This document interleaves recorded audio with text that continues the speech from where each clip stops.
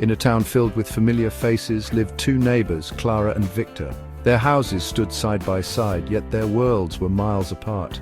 Clara, with her bright smile and gentle eyes, saw the good in everyone. She believed in the power of kindness, in the warmth of a helping hand, and in the magic of a shared smile. Victor, on the other hand, viewed the world through a lens of negativity. He was quick to judge, slow to forgive, and always ready to point out the flaws in everything and everyone around him. Clara's days were filled with small acts of kindness. She baked cookies for the new family down the street, watered her elderly neighbor's garden, and always had a listening ear for anyone who needed it. Her life was a testament to the power of a kind heart. Victor, however, found solace in his cynicism. He grumbled about the noisy children playing in the park, scoffed at the cheerful greetings of passers-by, and retreated further into his shell of negativity. Their contrasting personalities were a constant source of curiosity and whispered conversations among the townsfolk. Some admired Clara's unwavering optimism, while others found it naive and impractical. Victor's negativity, though off-putting to many, resonated with those who shared his cynical worldview. And so they lived side by side, their lives a study in contrasts, a testament to the enduring power of choice, the choice to embrace kindness or succumb to negativity. Clara's days began early. The first rays of dawn would find her humming softly in her kitchen, baking bread or tending to her herb garden. Her home, much like her heart, was always open. Neighbors knew they could drop by for a cup of tea and a friendly chat, or seek solace in her warm embrace during times of need. There were those who questioned Clara's boundless generosity. They whispered about her naivete, her inability to see the darkness that lurked beneath the surface. They warned her about being taken advantage of, about the pain of unrequited kindness, and yet Clara remained unfazed. She believed that kindness, like a seed planted in fertile ground, had the power to blossom in the most unexpected of places. Even if her actions didn't always elicit a positive response, she held on to the belief that they planted a seed of hope, a glimmer of light in the hearts of those she touched. Her life was a testament to the idea that even small acts of kindness, however insignificant they may seem, have the power to ripple outwards, creating a wave of positivity that can touch countless lives.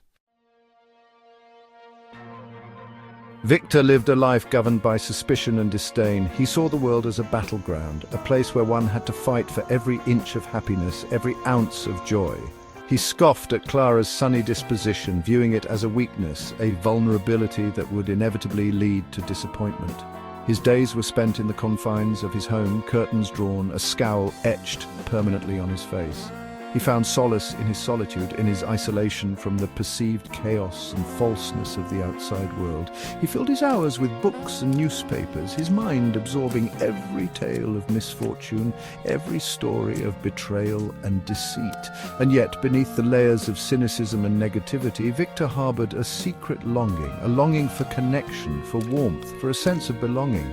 He envied Clara's easy laughter, the genuine affection she seemed to effortlessly inspire in others. He wished he could experience the world through her eyes, even for a day, to feel the lightness in her heart, the unwavering belief in the goodness of humanity. One evening, as the sun began its descent, casting long shadows across the town, the sky turned an ominous shade of grey. The wind howled through the trees, its mournful cry a harbinger of the storm that was to come. Soon the heavens opened, unleashing a torrent of rain and a symphony of thunder that shook the very foundations of the town. Clara, with her characteristic calm, went about securing her home, her heart filled with concern for her neighbors. She knew that Mrs. Gable, the elderly widow who lived across the street, would be terrified of the storm. She quickly baked a batch of her famous chocolate chip cookies, knowing that their sweet aroma and familiar warmth would be a source of comfort to the frightened woman. Victor, on the other hand, watched the storm unfold with a sense of grim satisfaction. The chaos and destruction seemed to validate his pessimistic worldview, confirming his belief that the world was an unpredictable and unforgiving place.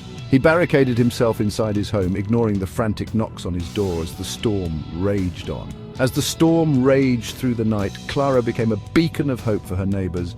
She ventured out into the downpour, her raincoat a bright splash of color against the gray backdrop.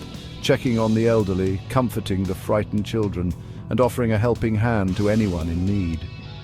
Her kindness, like a warm embrace, spread through the storm-ravaged town, reminding everyone of the enduring power of human connection.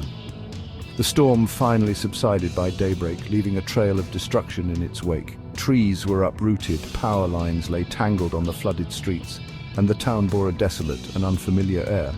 Yet amidst the wreckage, a spirit of community began to emerge.